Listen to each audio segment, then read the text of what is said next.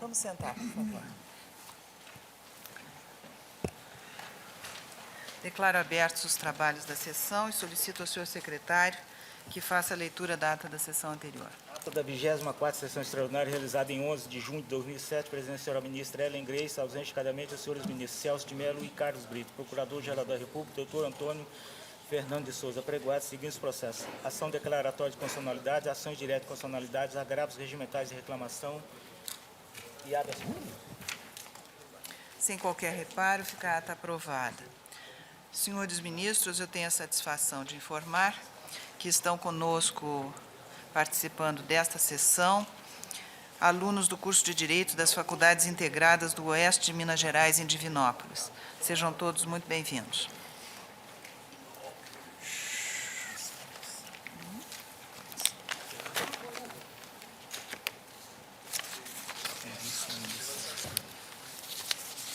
Esse não é aquele que tem vista do ministro.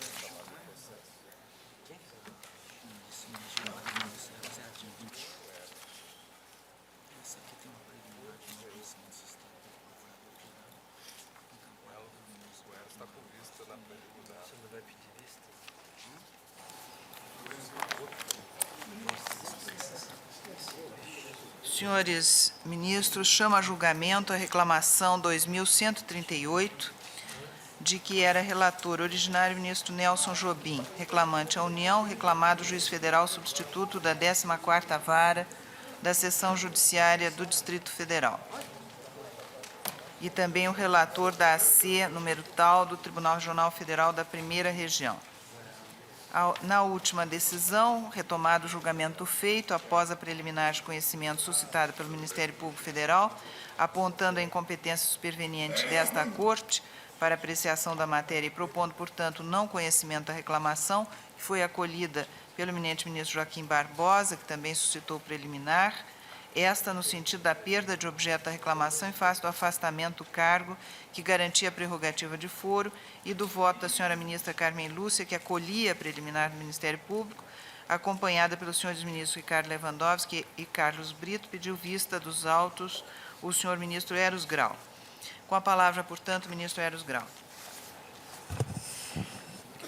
Senhora presidente, eu pedi vista dos autos quando o debate girava em torno da circunstância de o embaixador Sardenberg já não ocupar o cargo de ministro de Estado que detinha quando a reclamação foi proposta. Daí a questão: a reclamação estaria prejudicada por conta deste fato?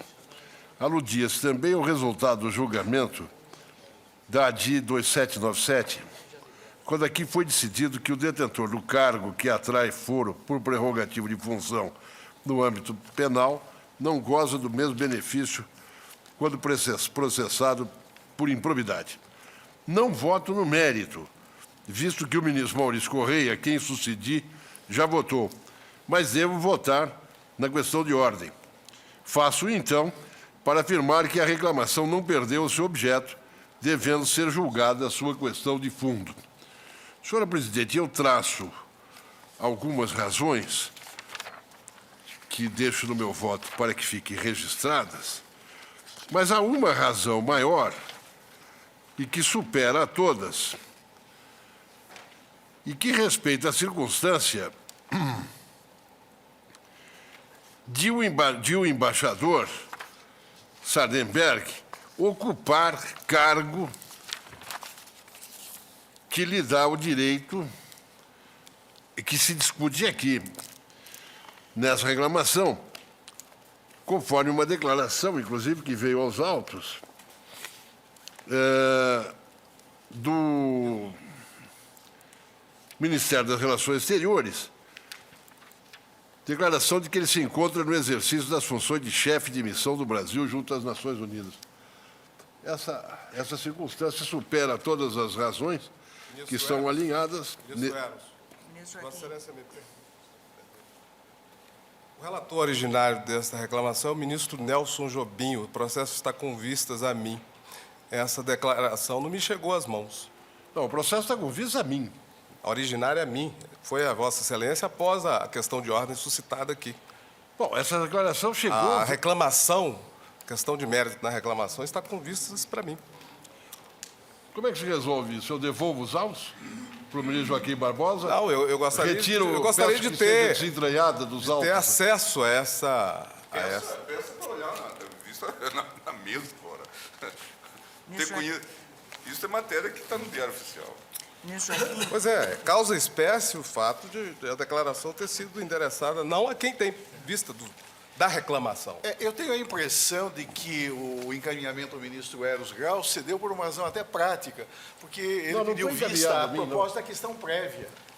Não foi encaminhada a Vossa Excelência? Foi encaminhada à ministra-presidente, que determinou que fosse juntado aos autos. Mas Vossa Excelência testemunha aqui num caso, Sim. há 2 anos atrás, em que era um mero caso de julgar prejudicado um recurso, porque eu havia recebido diretamente no pedido Claro. de vista, o tribunal me fez entender que não era assim que se fazia, que isso tinha que ser entregue ao relator, etc., que, aliás, reclamou na hora, e acho que regimentalmente com toda a razão. bem, então soluciona-se a questão fazendo chegar ao ministro relator... Basta a leitura da ao ministro- declaração ou da certidão. Eu vou deixar, mas aqui gostaria de deixar claro o seguinte. Pois não. Vou pegar aqui. Não veio para mim nada. Eu recebi os autos, porque eu estava com vista. Perdoe ao contrário do que afirma o ministro Barbosa. Eu estava com a vista e veio aos autos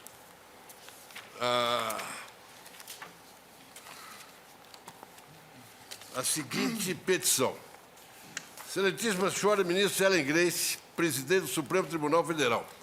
A União, pessoa jurídica de direito público interno devidamente representada por seu advogado-geral, nos autos do processo em epígrafe, vem informar que o ministro, ex-ministro de Estado, Ciência e Tecnologia, Ronaldo Sardenberg, ocupa atualmente o cargo de chefe da missão do Brasil junto às Nações Unidas, conforme declaração anexa, persistindo, portanto, a competência dessa Suprema Corte para processamento e julgamento feito nos termos do artigo 102, inciso 1, a linha C da Carta Republicana.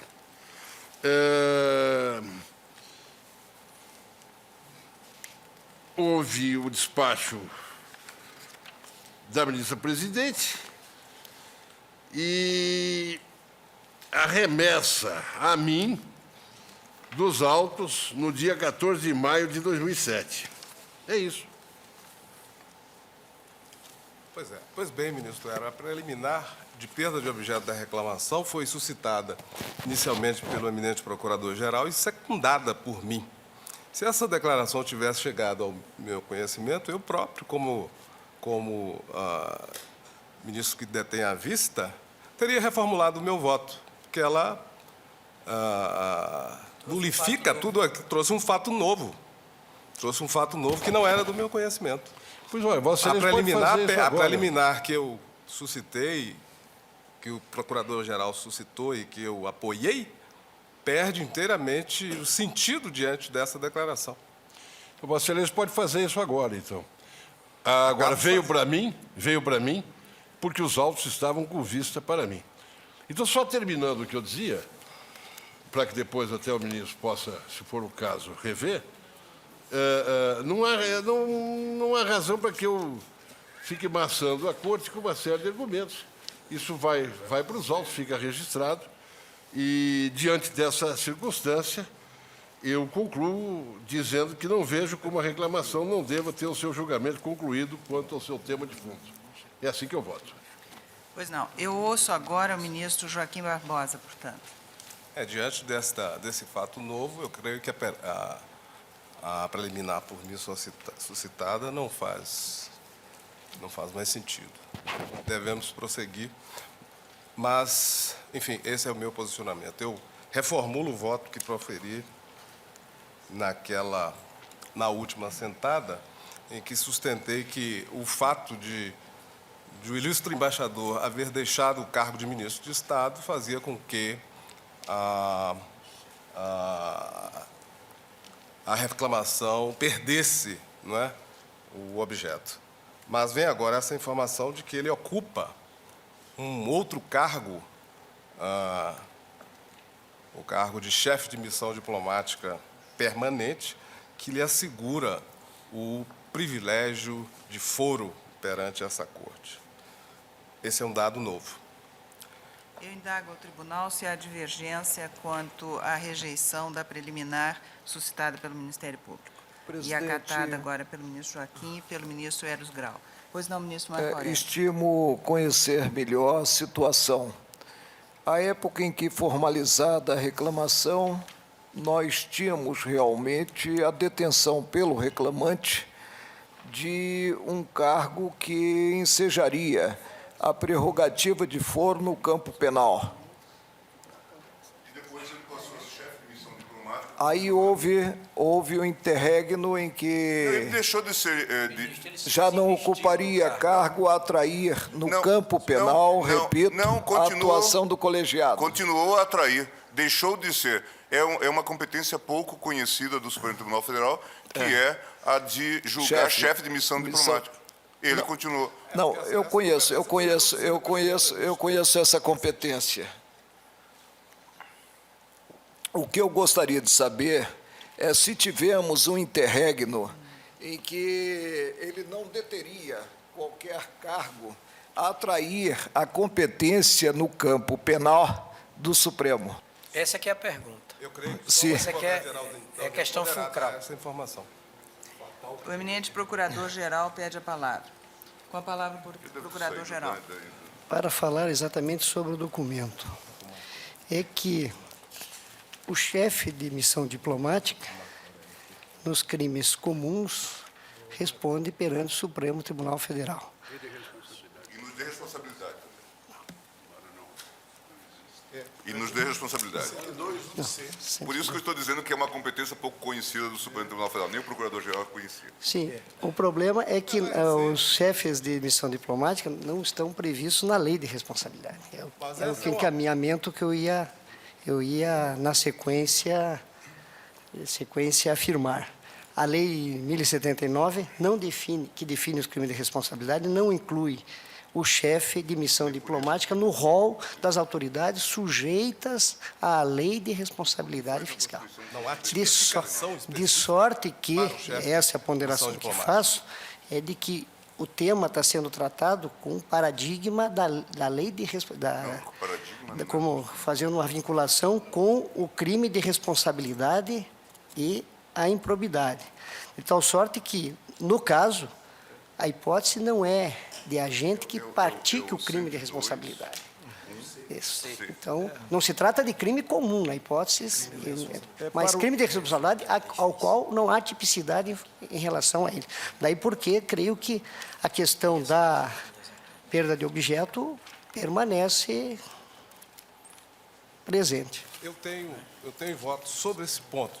Pois não, ministro. Eu tenho uma outra preliminar a suscitar relativa precisamente a este ponto. Já está resolvida a primeira?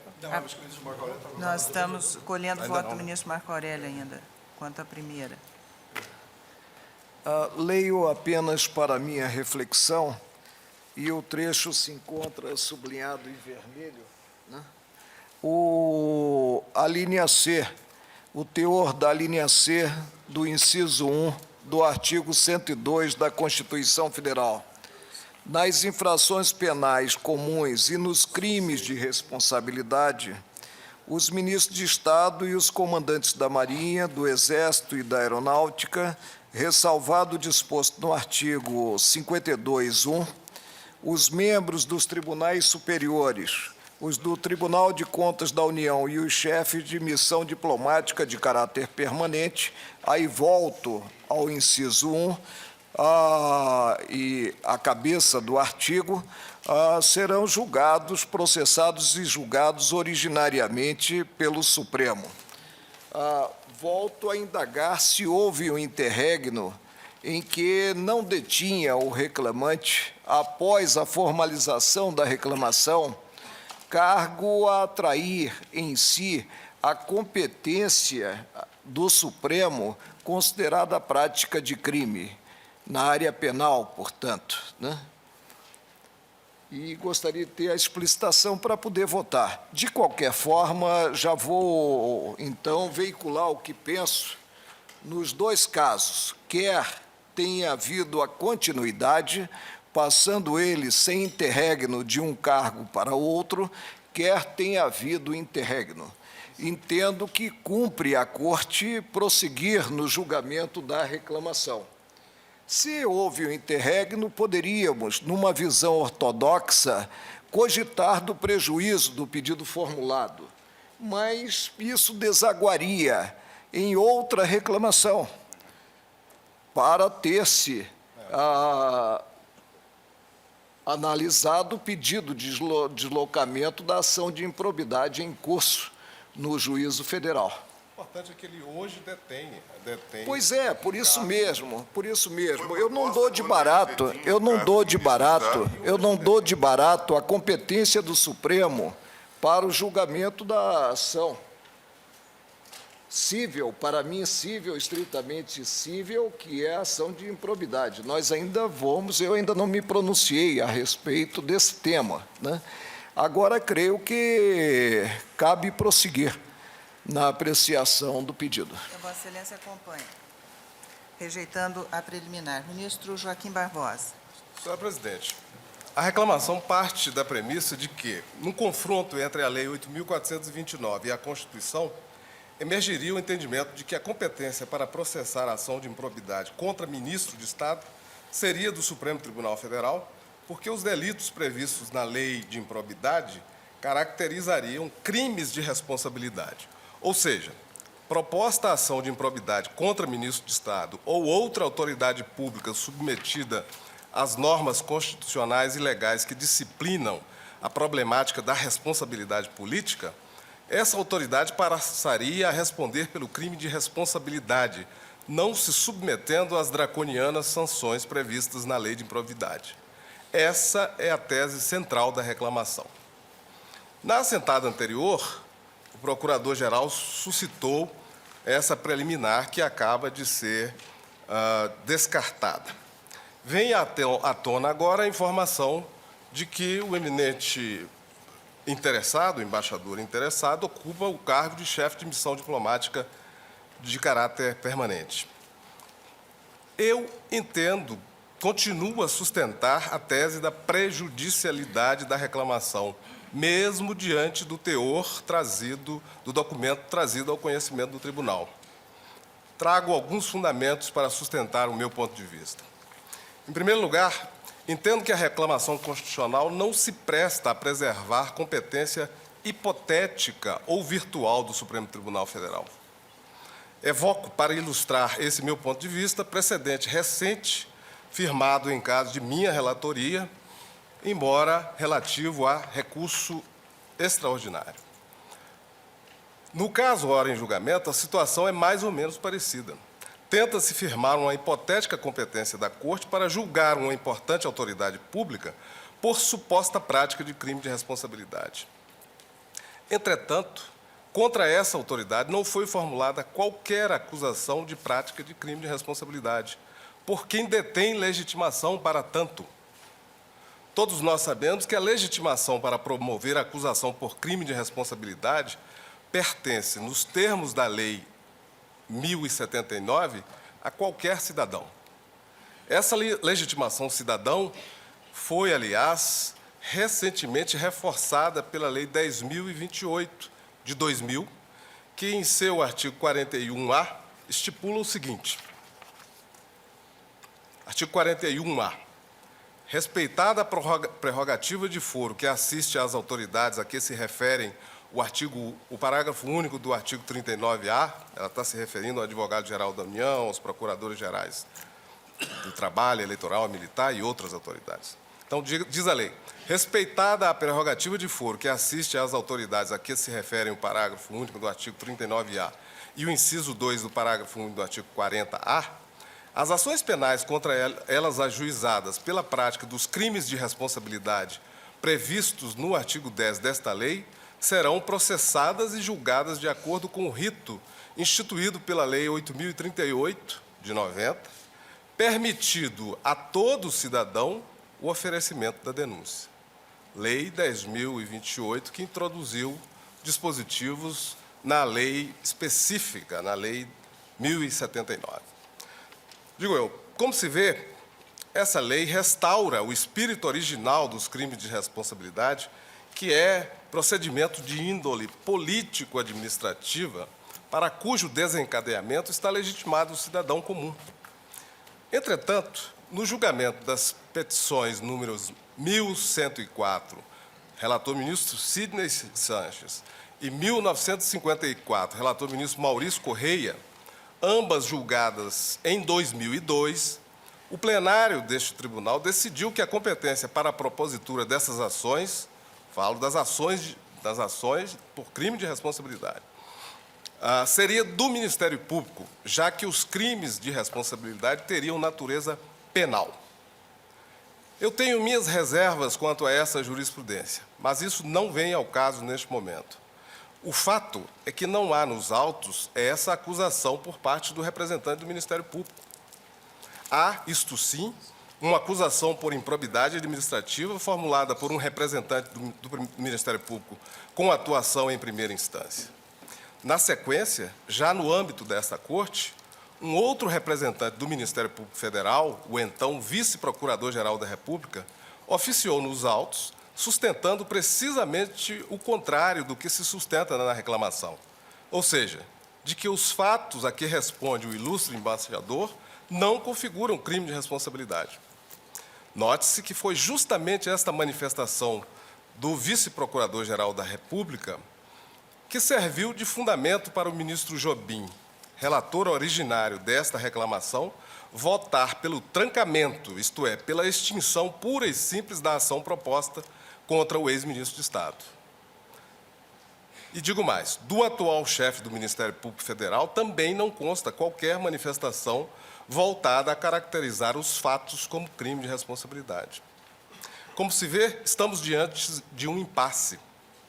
Se entendermos que a legitimação para fazer a denúncia por crime de responsabilidade, neste caso específico, é de todo e qualquer cidadão, como preconizado na Lei 1079, agora reforçada pela Lei 10.028, a dificuldade reside no fato de que os autos demonstram que tal legitimação legal não foi exercida por qualquer cidadão. Se, ao contrário, entendermos que a legitimação é do chefe do Ministério Público, esbarraremos na já mencionada manifestação do vice-procurador-geral da República, que sustentou formalmente que os fatos não caracterizam o crime de responsabilidade. Não vejo, pois, como firmar a competência da Corte para julgar determinada acusação sem que essa acusação tenha sido expressamente formulada. Mas não é só isso. Há outros complicadores. Voltemos à questão da legitimação para a ação por crime de responsabilidade contra ministros de Estado e outros dignitários indicados na alínea C do inciso 1 do artigo 102 da Constituição e examinemos a jurisprudência da Corte sobre o tema. Jurisprudência, aliás, com a qual eu não concordo. Na petição 1104, o relator ministro Sidney Sanches, julgada em setembro de 2002, entendeu este plenário que, aspas, em se tratando de ação penal pública, é do Ministério Público e não de particulares a legitimidade ativa para denúncia por crime de responsabilidade. Fecha aspas. Nesse precedente, a autoridade envolvida era o ministro de Estado da Fazenda. Já na petição número 1954, relator ministro Maurício Correia, julgada na mesma data, ou seja, 12 de setembro de 2002, envolvendo o ministro de Estado do Esporte e do Planejamento, decidiu esta Corte o seguinte, aspas, o processo de impeachment dos ministros de Estado por crimes de responsabilidade autônomos, não conexos com infrações da mesma natureza do presidente da República, ostenta caráter jurisdicional, devendo ser instruído e julgado pelo Supremo Tribunal Federal. Inaplicabilidade do disposto nos artigos 51, 1 e 52.2 da Carta de 1988 e 14 da Lei 1079 de 50, dado que é prescindível a autorização política da Câmara dos Deputados para a sua instauração. Prevalência na espécie da natureza criminal desses processos, cuja apuração judicial está sujeita à ação penal pública de competência exclusiva do Ministério Público Federal.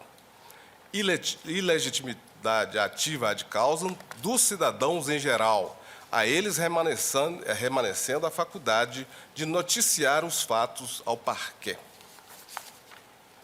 Digo eu, senhor presidente, note-se que nesse segundo precedente de 2002, passou despercebida a lei votada pelo Congresso 2 anos antes, que reiterara a legitimação cidadã para dar início à ação por crimes de responsabilidade. Portanto, Lei 10.028. 10.028. Portanto, segundo a jurisprudência da Corte, neste caso, seria do Ministério Público Federal a legitimação para a propositura da ação contra o ex-ministro, que não seria de improbidade, mas sim por crime de responsabilidade, segundo se sustenta na reclamação. A indagação que faço é a seguinte: se no caso sob exame o interessado deve responder por crime de responsabilidade e se a ação respectiva tem efetivamente natureza criminal, como indicam alguns julgados da Corte, então é indispensável que os fatos pelos quais ele responde sejam enquadráveis em um tipo legal. Qual seria, então, esse tipo legal? Pergunto eu.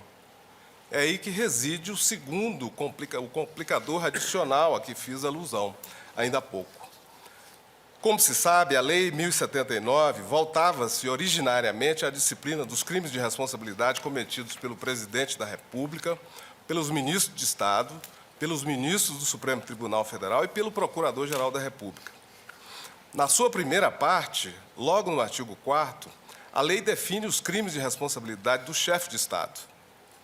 No título 1, composto de 8 capítulos, que vão do artigo 5º a 12, são minudentemente descritas as condutas caracterizadoras de crime de responsabilidade por parte do Presidente da República.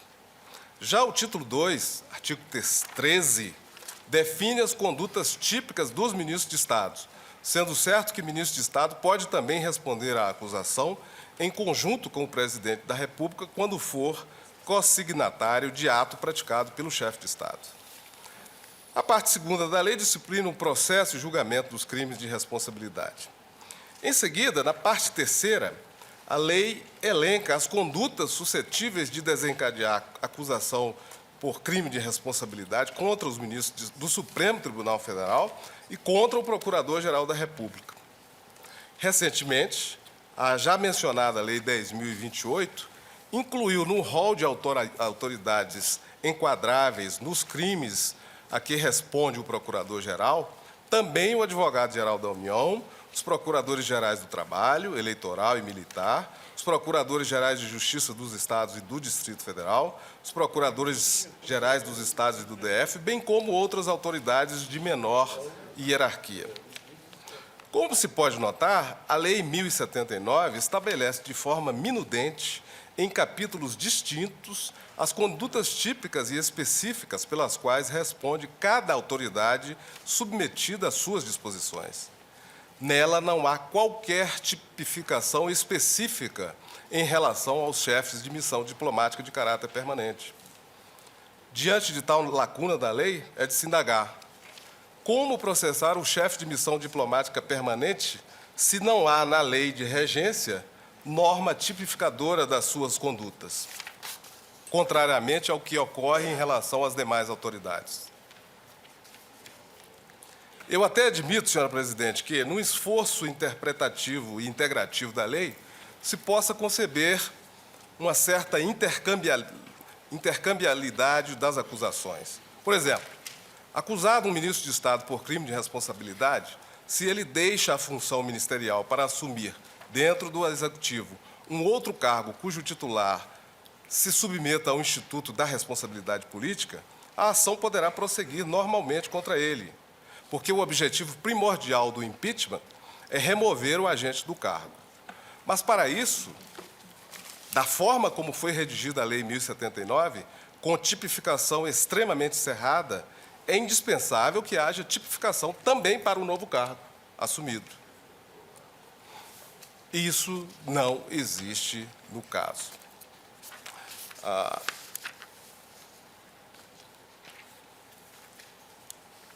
Por fim, eu acho que é inviável.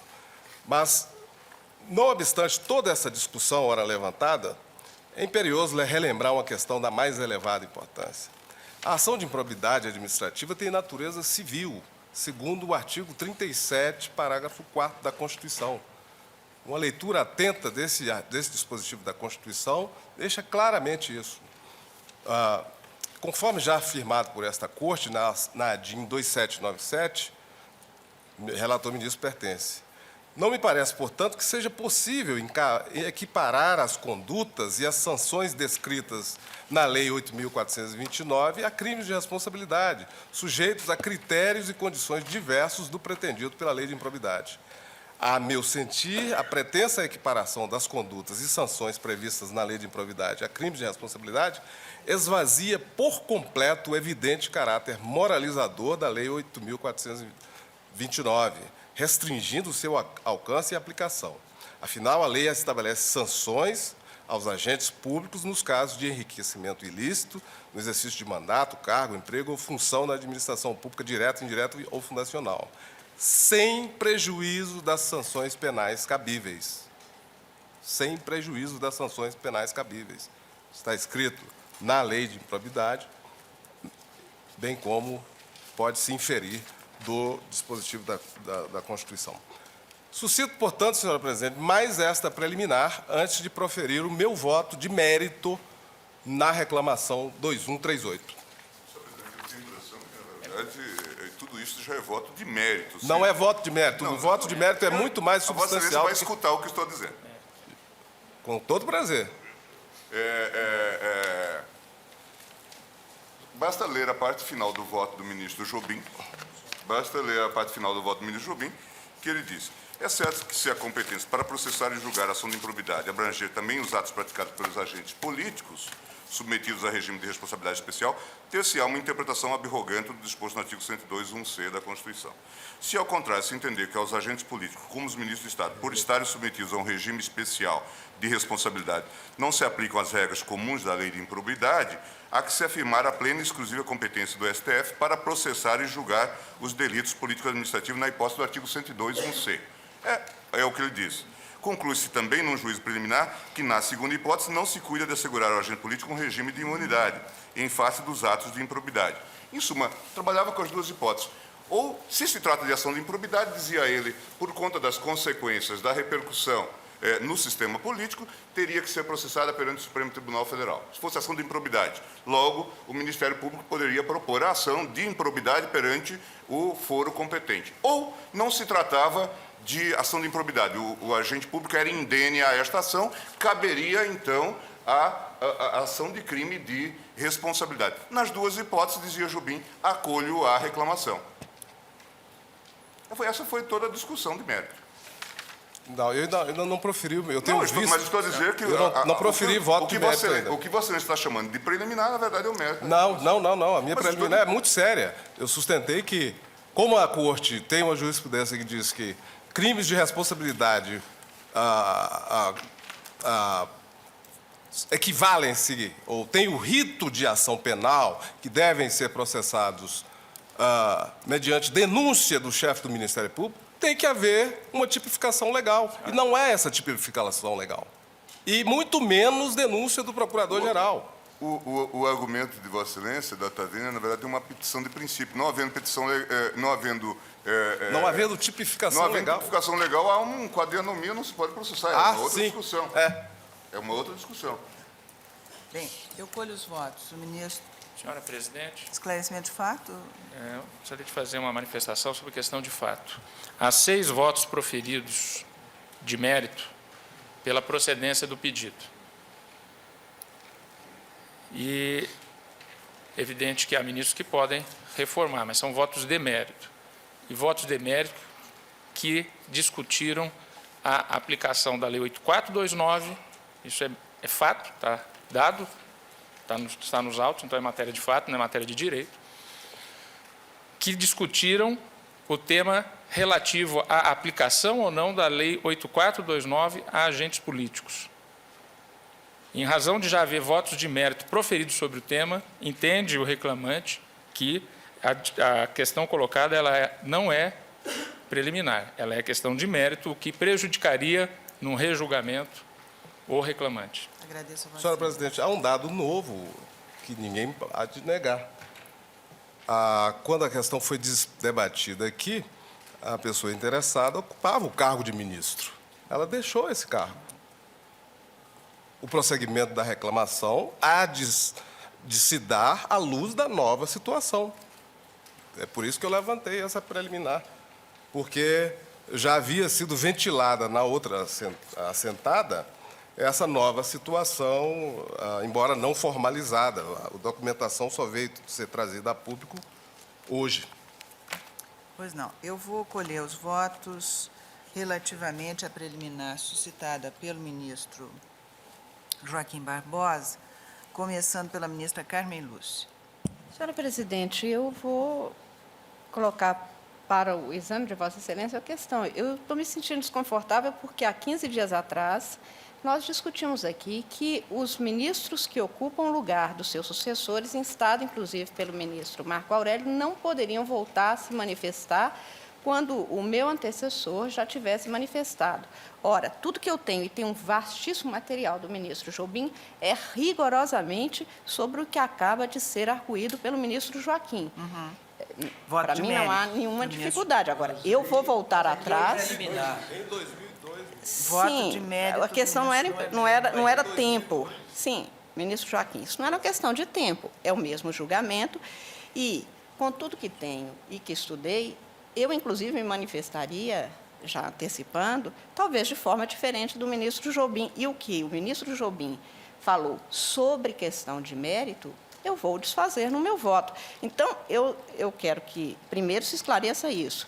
Na 15 dias atrás, o ministro Marco Aurélio, no outro julgamento, suscitou essa questão, se o ministro que sucede pode se manifestar, e ficou assentado que, inclusive, gentilmente, baseado num trabalho doutrinário meu, e chegou-se à conclusão que não, que nós que sucedemos, todo ministro, quando entra, ao suceder, não pode rever ou refazer aquilo que foi posto. Então, eu me manifesto com todo gosto, porém, estou pondo porque acho que essa é uma questão que demarca o posicionamento deste tribunal relativamente aos votos já proferidos sobre uma matéria sobre a qual já se manifestou longamente, neste caso, o ministro Nelson Jobim, rigorosamente sobre, no caso dele, com todo o material que ele gentilmente deixou até no gabinete, exatamente isso, se era crime de responsabilidade ou se havia uma infração administrativa na improbidade que permitiria que continuasse. A discussão é exatamente essa, e foi proferido o voto, tal como acaba de dizer o ministro Gilmar. Então, eu estou pondo a questão, devolvendo a questão à Vossa Excelência para saber se isso aqui é uma questão de ordem, que, portanto, inova, ou se vou me manifestar já sobre essa questão. Aliás, é exatamente o que foi suscitado pelo advogado-geral, no sentido dos votos de mérito já lançados. Aí é que está a questão.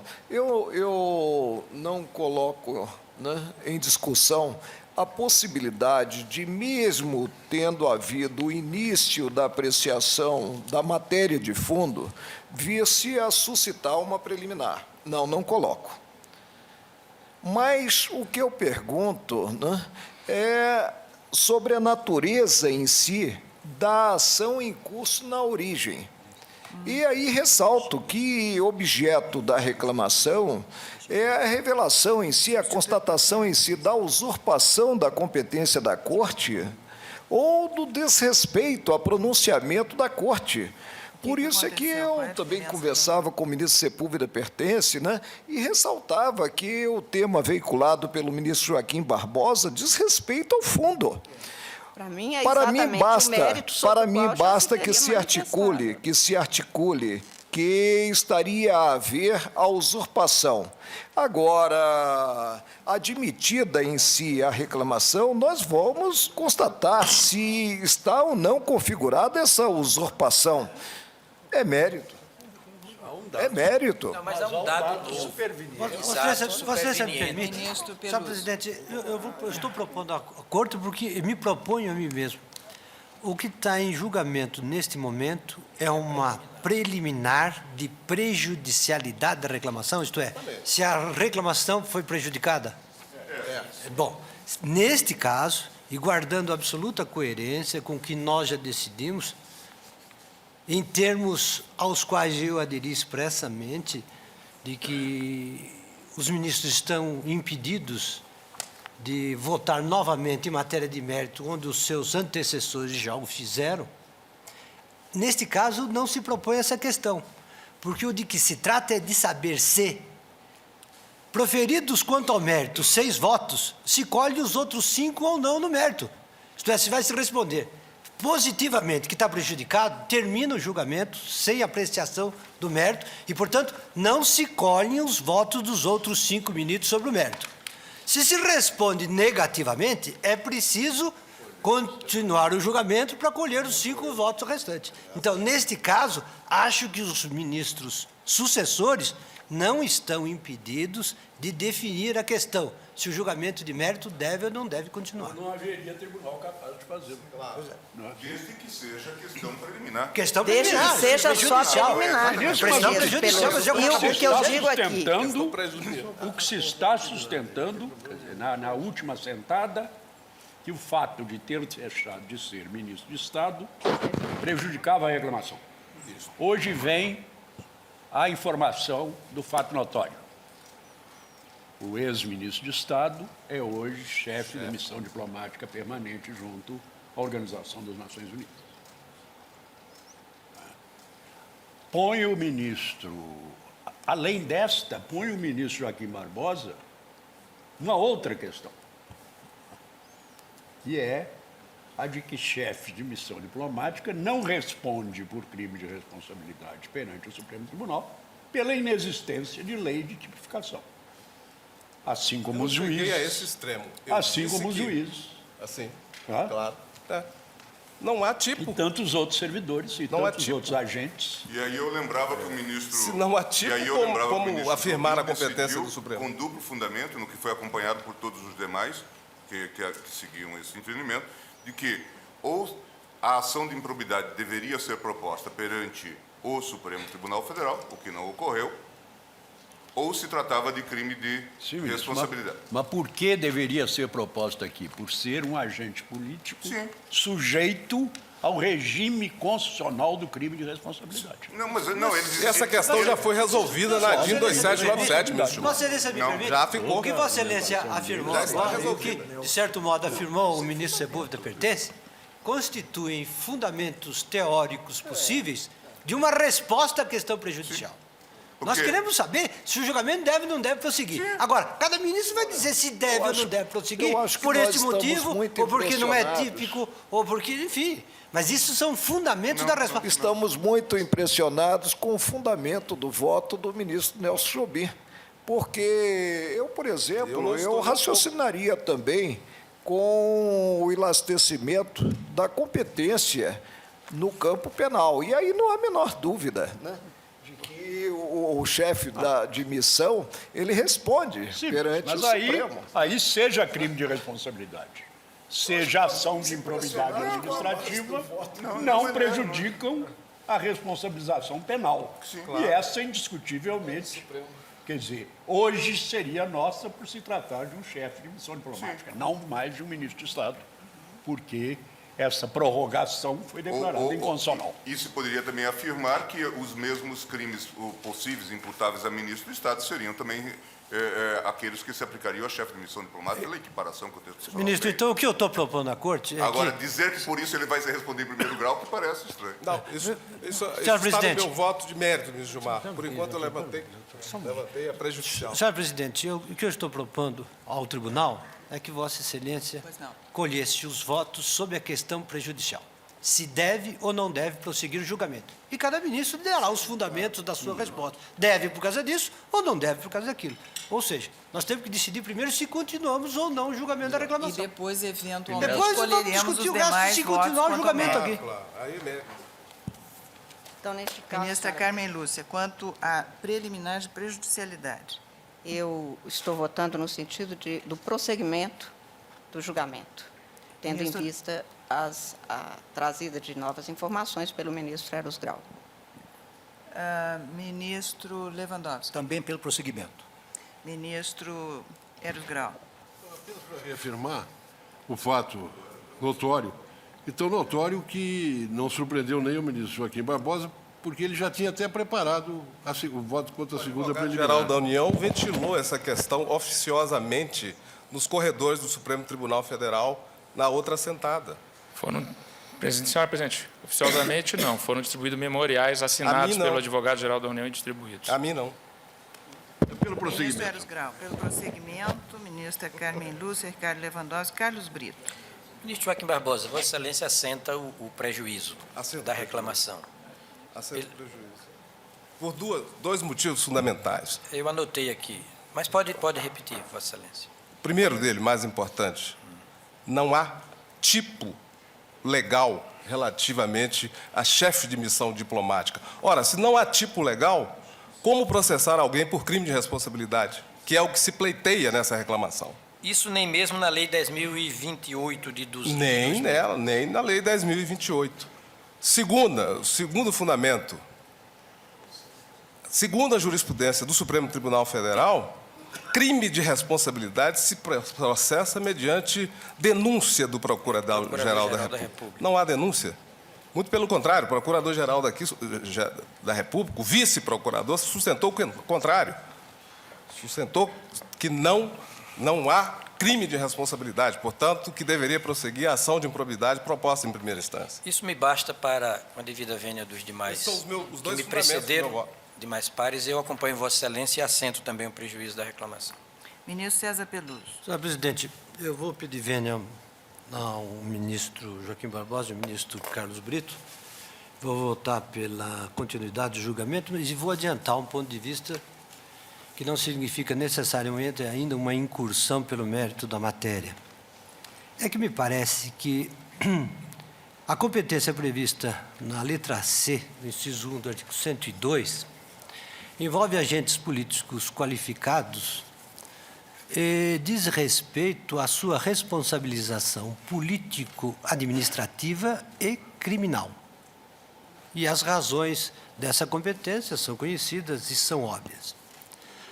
De modo que, se, a título de definição de atos de responsabilidade político-administrativa, há duas normas, ou dois conjuntos de normas, uma da Lei 1079 e outra da Lei 8429, com sanções parcialmente coincidentes, é irrelevante para o efeito de definir a competência desta Corte em relação aos mesmos agentes políticos qualificados.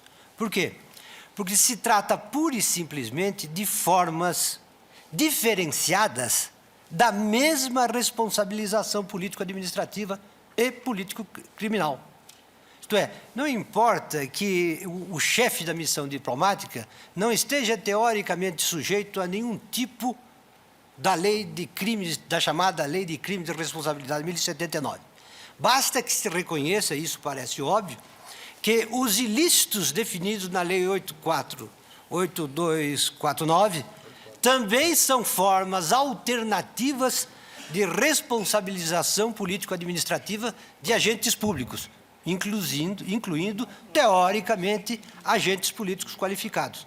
De modo que o agente político qualificado que está, por prerrogativa de foro especial, protegido pela competência prevista no inciso 1, letra C do artigo 102, também o está para o efeito da Lei de Improbidade Administrativa, razão por que eu voto pela continuidade do julgamento.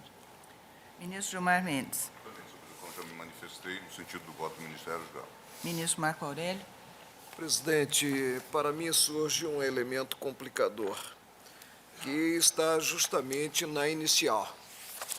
O raciocínio desenvolvido na inicial, e à época o reclamante era ministro de Estado, né, faz-se calcado na existência de crime de responsabilidade.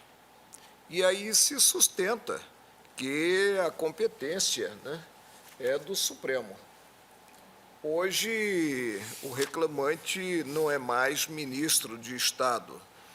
E, sendo chefe de missão diplomática, como é, não há como, né, entender-se que, no caso, se tem algo a atrair a competência do Supremo. Não há definição quanto a chefe de missão diplomática do crime de responsabilidade. É certo que, na origem, a ação foi ajuizada com a roupagem em si de ação simplesmente de improbidade, que para mim é uma ação cível, né? E aí se teve a sentença afastando preliminares, né? E se chegou, como consequência do julgamento de procedência do pedido condenatório na presente ação de improbidade, ficam suspensos os direitos políticos do réu, né, pelos prazos mínimos previstos no artigo 12. Né? Fica também condenado à perda da função pública. Agora, o que surge também é que, na verdade, se julgou na origem, né, uma ação, repito, cível de improbidade. Eu, diante de situações ambíguas, sou sempre favorável a se abrir o embrulho, né, para chegar-se, né, à definição da espécie. Potencializo, no caso, a ação ajuizada na origem, né, tal como foi, como ação cível de improbidade, aludindo-se à Lei 8.423, de 92. E desprezo o raciocínio desenvolvido na inicial e também no voto do ministro Nelson Jobim sobre a existência de uma ação calcada em crime de responsabilidade. Mas sem lei definidora dos crimes de responsabilidade Não, para os Excelência, agentes... Excelência, é que esta reclamação nela se aponta a usurpação da competência do Supremo no que seria o Supremo competente para julgar a ação tal como proposta na origem, como ação cível de improbidade. mas aí já é diferente. Sim, eu estou com a tese da reclamação, a tese da reclamação é de que proposta a ação de improbidade contra titulares, pessoas que detêm foro por prerrogativa de função, esta ação se converteria em crime de responsabilidade. Exatamente. Esta é a tese. Essa é a tese. Esta é a tese. Na verdade, são duas. Na verdade, o que se diz é que ou se a ação de improbidade pode transitar, ela teria que transitar perante o foro competente, ou se cuida. Tanto é que foi isso que foi decidido. O voto do ministro Jobim é claríssimo em dizer: ministro de Estado não se submete à lei de improbidade. Não, mas claríssimo. Ele dá Essa é a tese. Ele dá Ele pelos dois acolheu. fundamentos, eu acabei de ler. Agentes políticos sujeitos ao regime constitucional de responsabilidade. Isso. Responsabilidade, um Expresso sistema no voto. próprio de responsabilidade funcional. Esse é o foco da questão. Pois é. que nós E daí é estamos para eliminar que eu levantei. invertendo, Se ele só invertendo responde pela lei, a segundo ordem das a lei dos matérias. crimes de responsabilidade, tem que haver alguma definição Nós de estamos crime para ele invertendo. nessa lei. E Vou não é. repetir, o que foi ajuizado na origem? Uma ação cível de improbidade. Foi ajuizada na origem uma ação cível de improbidade. O que se sustenta, muito embora partindo desse raciocínio agasalhado no voto de mérito pelo ministro Nelson Jobim, que não se teria, na verdade, uma ação cível de improbidade, mas sim uma ação por crime de responsabilidade. Eu vou admitir a reclamação, entendo que ela não está prejudicada para adentrar o tema de fundo e aí definir de quem é a competência para a ação, tal como ajuizada e hoje julgada na primeira instância. como cível de improbidade. Desprezo o fundamento, desprezo o raciocínio contido na inicial, na alusão a crime de responsabilidade e o fundamento do voto de mérito do ministro Nelson Jobim, que é relator de sorteio do processo. Admito, presidente, a sequência da apreciação do pedido formulado. Ministro Celso de Mello. Senhora presidente. Pois Só não. um esclarecimento, se me permite. Só para reforçar, porque como tem algum tempo, e o ministro Marco Aurélio disse alguma coisa que para os novos que não estavam aqui, só para deixar acentuado, estou com a cópia do relatório do ministro Nelson Jobim, que é exatamente como disse Vossa Excelência. Ele começa relatando os fatos da ação de improbidade administrativa. O Ministério Público Federal propôs ação de improbidade contra Ronaldo Mota Sandenberg. A ação originou-se do inquérito conjunto civil número 1, firmado pelos procuradores tais. Nos termos da inicial, a improbidade consistiria em tais atos. E depois, ele descreve todo o processo e a sentença até chegar à reclamação. A União propõe a presente reclamação em face do juiz federal substituto tal, nos atos da ação de improbidade. A presente reclamação objetiva seja preservada a competência do Supremo para processar e julgar originariamente o pedido formulado na ação de improbidade.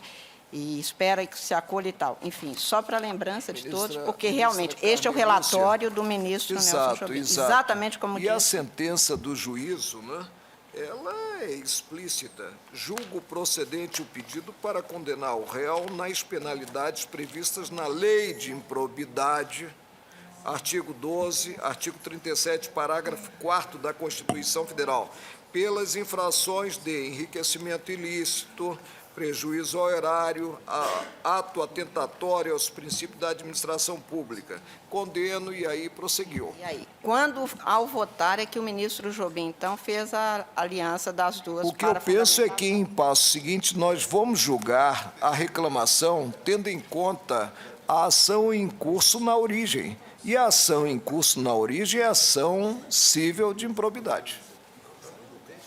Acolho o voto do ministro Celso de Mello. Senhora presidente, o ora reclamante sofreu processo de ação civil por improbidade administrativa, que foi instaurada perante magistrado de primeira instância. Invocando a sua condição de ministro de Estado, formulou a presente reclamação sustentando a usurpação da competência desta Corte, considerada a norma constitucional que define as atribuições jurisdicionais do Supremo Tribunal Federal a propósito de determinados agentes políticos. Sobreveio, no curso daquela ação, a cessação da titularidade funcional do cargo de ministro de Estado.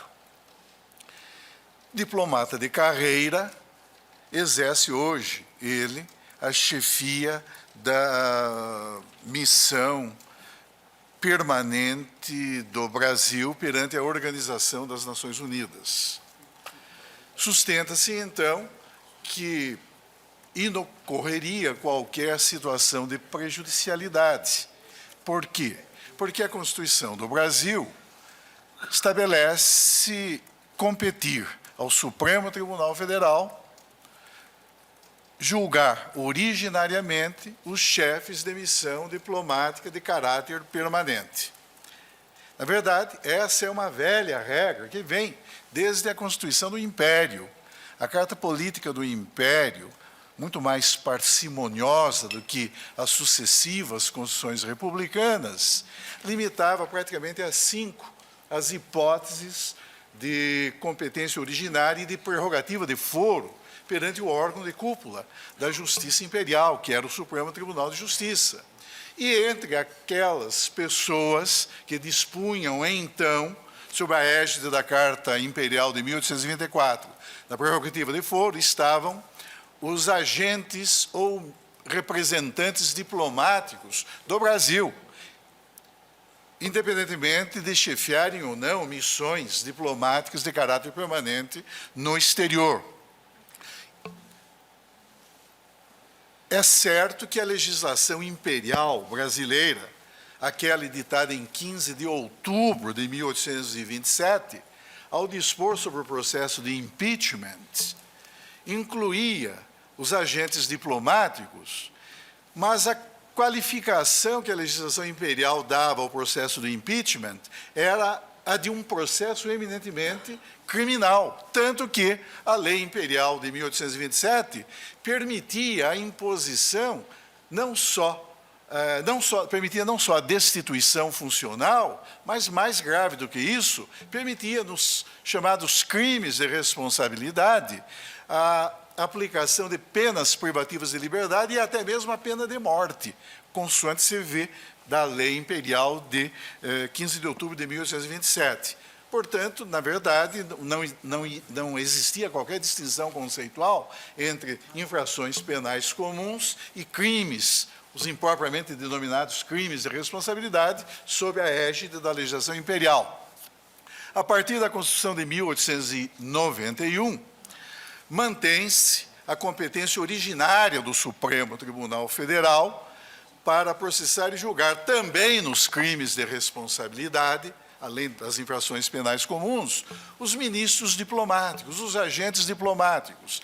E essa regra permanece sob a Constituição de 34, sob a Carta de 37, até que, sob a Constituição de 46, restringe-se a prerrogativa de foro nos crimes comuns e também nos crimes de responsabilidade aos chefes de missão diplomática permanente do Brasil no exterior. Portanto, a regra que hoje existe na Constituição de 1988 é uma reprodução daquilo que já vem de 1946, porque até 46, e desde a Carta Imperial, quaisquer agentes diplomáticos brasileiros, chefiassem ou não missões diplomáticas de caráter permanente, tinham essa prerrogativa de foro.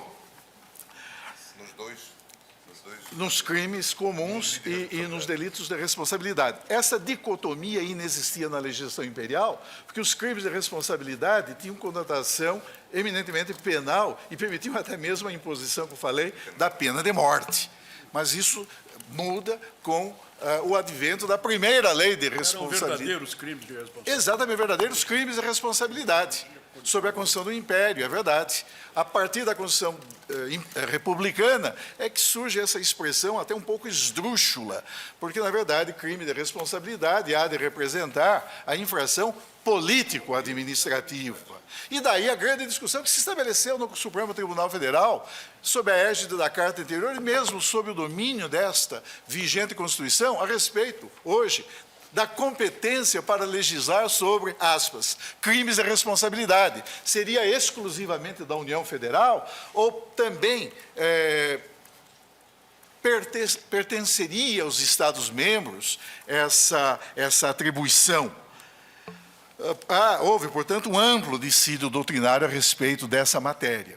Isso daí é evidente, levou à discussão em torno da legitimidade ativa para a instauração deste verdadeiro processo de impeachment perante o Supremo Tribunal Federal, contra ministros de Estado, por exemplo, ou contra outras autoridades, porque hoje, todos sabemos, isso já vem das constituições republicanas, as únicas sanções possíveis em sede de impeachment, quer na instância política, quer nesta instância judiciária do Supremo Tribunal Federal, quer dizer, as únicas sanções possíveis consistem ou na destituição do cargo ou na inabilitação temporária. Anteriormente, até 5 anos, hoje, até 8 anos. O Supremo Tribunal Federal, em alguns precedentes, eu tenho a impressão de que o mais recente dos quais, mencionado pelo eminente ministro Joaquim Barbosa, refiro-me ao julgamento plenário desta Corte, da petição 1954 do Distrito Federal, de que foi relator o eminente ministro Maurício Correia, em que eu tenho a impressão que o ministro Marco Aurélio e eu ficamos vencidos. Tratava-se, na verdade, de uma denúncia ajuizada por cidadãos, o hoje senador Aloísio Mercadante e outros eleitores, contra 3 ministros de Estado. Sustentamos, o ministro Marco Aurélio e eu, porém vencidos, que deveria prevalecer no caso, tratando-se de infração político-administrativa, aquilo que Pontes de Miranda chama de princípio da livre denunciabilidade popular. Vale dizer, cabendo a instauração do processo de impeachment perante o Supremo Tribunal Federal contra ministros de Estado, cabendo essa instauração a qualquer cidadão, vale dizer, a qualquer eleitor. Não foi, porém, o entendimento que prevaleceu majoritariamente nesta Corte, tanto que o eminente ministro Maurício Correia, assim, ementou o resultado daquele julgamento ocorrido em setembro de 2002. Verbes: prevalência na espécie da natureza criminal desses processos, cuja apuração judicial está sujeita à ação penal pública, da competência exclusiva do Ministério Público Federal, e legitimidade ativa ad causam dos cidadãos em geral, a eles remanescendo a faculdade de noticiarem os fatos ao parquê, entendimento fixado pelo tribunal na vigência da Constituição pretérita, MS tal, ausência de alteração substancial no texto ora vigente, manutenção do posicionamento jurisprudencial anteriormente consagrado, denúncia não admitida, recebimento da petição como notícia criminis, com posterior remessa ao Ministério Público Federal. O eminente ministro Joaquim Barbosa entende que há uma questão prévia insuperável, porque mesmo admitindo-se a natureza penal do processo de impeachment... Eu não admito. Sim, mas mesmo admitindo-se, como entendeu o plenário desta Corte, mesmo admitindo-se a natureza penal, haveria um outro obstáculo, a ausência de tipificação legal. Sabemos que sujeitos ativos especiais dos, aspas, crimes de responsabilidade são apenas aqueles agentes constitucionalmente assim qualificados. E há uma relação extensa que se ampliou com o advento da vigente Constituição, para além do presidente e vice-presidente da República, governadores de Estado, prefeitos municipais, ministros de Estado, secretários de Estado, procurador-geral da República, ministros do Supremo Tribunal Federal. O procurador-geral da República é o único que responde 2 vezes por crime de responsabilidade, segundo a Lei 10.028. Sim. Que ela se aplica ao procurador-geral da República e ao procurador-geral eleitoral. É verdade. Mas hoje nós... O que mostra a ciência de quem fez essa lei. Hoje nós temos, como outros sujeitos ativos especiais, o advogado-geral da União, os membros do Conselho Nacional de Justiça, os integrantes do Conselho Nacional do Ministério Público, enfim, que são submetidos a esse tipo de procedimento. O advogado-geral da União com outra peculiaridade, porque respondia por crime de responsabilidade, mas não tinha foro exatamente. na matéria criminal. Exatamente. Mas, no que concerne unicamente aos chamados crimes de responsabilidade, vê-se, portanto, que houve uma ampliação substancial dos que estão ativamente legitimados à sua prática. Mas surge uma outra questão, suscitada pelo eminente ministro Joaquim Barbosa, é a questão da tipificação. Quando proferi decisões monocráticas, ora como presidente em exercício do tribunal, ora como presidente do tribunal, nesses casos a que se referiu o eminente ministro Joaquim Barbosa em seu voto, eu sempre fiz consignar uma passagem que me parecia importante. Dizia eu, então, que o plenário do Supremo, manifestando-se sobre questão semelhante a desses autos, já se pronunciou no sentido da inteira aplicabilidade à matéria. Que matéria? A matéria do crime de responsabilidade, do princípio nullum crimen sine previa lege. agravo regimental na queixa-crime número 332, de que foi relator o eminente ministro Francisco Rezec, sob a égide da carta anterior. Eis que a ausência de previsão típica na lei, cuidava-se então apenas da Lei 1079 de 1950, hoje, como nos recorda o eminente ministro Joaquim Barbosa, há uma outra lei, a Lei 10.028 de 2000, mas afirmava-se, então, e esta Corte o disse, que a ausência de previsão típica na lei impede que se impute a determinado agente público a prática do crime de responsabilidade, ainda que a Constituição qualifique aquele agente público como sujeito ativo do crime de responsabilidade. De que se tratava no precedente desta Corte?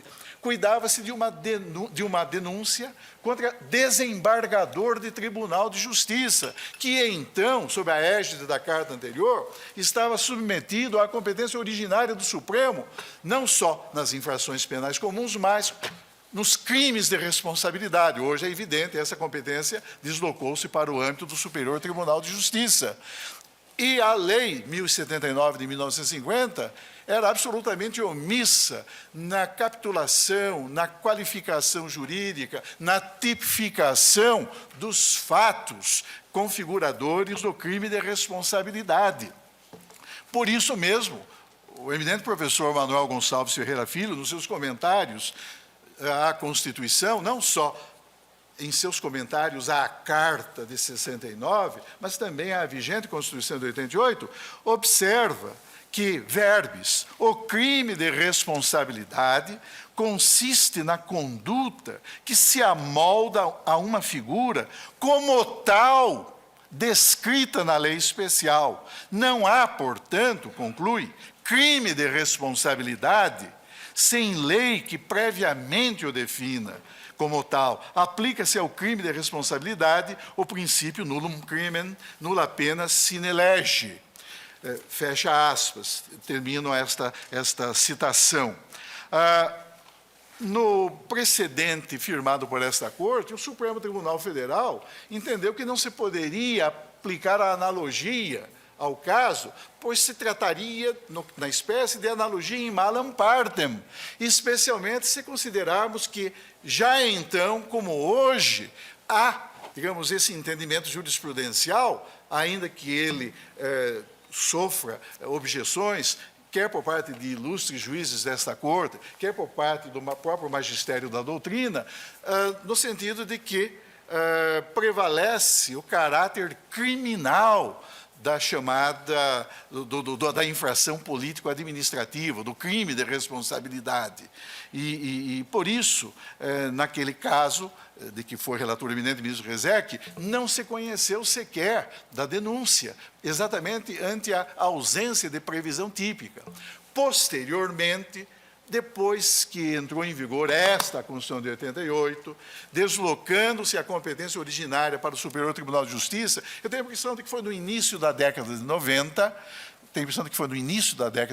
o Superior Tribunal de Justiça veio a julgar no mesmo sentido e invocando, inclusive, este precedente da lavra do eminente ministro Francisco Rezec. Na realidade, hoje, existe, sim, previsão típica para desembargador quando se cuidar de presidente do Tribunal de Justiça, por força da lei que define os crimes de responsabilidade fiscal, e lá há uma tipificação de infrações dos crimes de responsabilidade, não apenas das infrações penais comuns, mas os crimes de responsabilidade quando cometidos por determinados agentes. Até diretor do foro. Sim, é verdade. Até o próprio magistrado de primeira instância. Mas, então, naquele contexto específico da legislação que define a responsabilidade fiscal, aí sim há essa previsão típica. Mas, em casos como o de que se cuida, independentemente de saber qual o sistema, qual o modelo aplicável, se o da lei de improbidade administrativa, se o da lei 1079, mas a mim me parece, senhora presidente, com toda a vênia, que existe uma questão que me parece insuperável. Por isso, eu, pedindo vênia, eu acompanho os votos dos eminentes ministros Joaquim Barbosa e Carlos Brito. Não, Carlos Brito acompanhou Vossa Exatamente Excelência. por isso, porque o artigo 5º, inciso 39 da Constituição, exige a previedade da lei em matéria de crime. E não é infração penal, não, crime comum, não. Qualquer crime, seja o político, seja o crime de responsabilidade, seja o comum. E, no caso, não há lei definindo, não há lei tipificando a conduta do chefe de missão diplomática permanente como crime. Mas, ministro, o que eu ponderei no meu voto, meu fundamento, foi exatamente diferente. Isto é, independentemente do fato de não haver tipificação na lei de responsabilidade quanto a atos de chefe de missão diplomática, ele está sujeito a um sistema, a um regime de responsabilidade político-administrativa ou funcional que é a razão da prerrogativa de foro prevista na Constituição. Mas a Constituição não é pleno-operante no caso. Não basta dizer que tem prerrogativa de foro. Neste caso, a é preciso que a lei descreva cada tipo de crime. Neste caso, a analogia é in bonam parte. Como é, ministro? É em bonam parte, não é em malam parte. Até porque ele vai ficar imune a qualquer responsabilização. Não, o que eu afirmei, nós estamos em sede de preliminar de prejudicialidade. O que eu estou afirmando é que, independentemente do fato não estar previsto na Lei 1079, e sim na Lei 8249, tem lógica. O simples fato de os atos tipificados nesta lei serem expressões da mesma responsabilidade político-administrativa justifica a aplicação analógica do 102.1, letra C. Mas, ministro... Ou seja, não há motivo para distinguir o foro de causas que digam respeito à responsabilidade político-administrativa pela circunstância de, num caso, o ato é regido por uma lei, que tem um caráter penal ou não, e, de outro caso, ela ser regida por outra lei. Em ambos os casos, qualquer que seja a natureza que se impute a estas normas, e o problema aqui taxinômico é irrelevante, em ambos os casos, trata-se da mesma responsabilização político-administrativa que ditou a regra de competência especial e de prerrogativa de foro. É isso que é importante. Quem está previsto e Vossa Excelência acha que é uma analogia in bonam parte? Em bonam parte. Eu acho a menos que que esteja julgado pelo Supremo Tribunal Federal, seja uma coisa muito ruim. Mas não é só isso que ele pleiteia, ministro Peluso. O que ele pleiteia é simplesmente que a lei de improbidade administrativa não se aplique à sua situação. Ministro, isto é exatamente mérito, isso que se pretende isto aqui. É mérito, Aliás, é mérito o voto da do ministro reclamação. Jobim é claro nesse sentido. Isto é mérito da reclamação, menino. Nós estamos só discutindo a competência. E, para efeito de competência, basta que se interprete a norma do 102.1, letra C, com esta analogia ou com esta amplitude, baseada na mesma ratio constitucional, que é o fato de dar um foro especial para certos agentes políticos qualificados e que estão previstos nessa norma. Não há motivo para excluir o chefe de missão diplomática dos casos de crime comum. Eu acho que a definição... E nos outros casos de responsabilização funcional, ele fica sujeito a qualquer outro foro. A definição da competência do Supremo Tribunal Federal para processar e julgar certas condutas passa por uma questão prévia. É preciso que haja lei descrevendo o tipo de conduta. Se caracteriza crime de responsabilidade, ou crime comum, ou crime político. A Constituição, no particular, não é pleno-operante, porque fica na definição, fica na dependência dessa lei increpadora das condutas. Corresse aqui, ao final de 2002, um processo por crime de responsabilidade contra, então, o ministro de Estado, o processo teria sido arquivado. Mas com a extinção da investidura. Acolho o voto de Vossa Excelência. Eu nada tenho a acrescentar, senhor presidente, com a vênia da maioria já formada, aos votos dos ministros Joaquim Barbosa, Carlos Brito e Celso de Mello.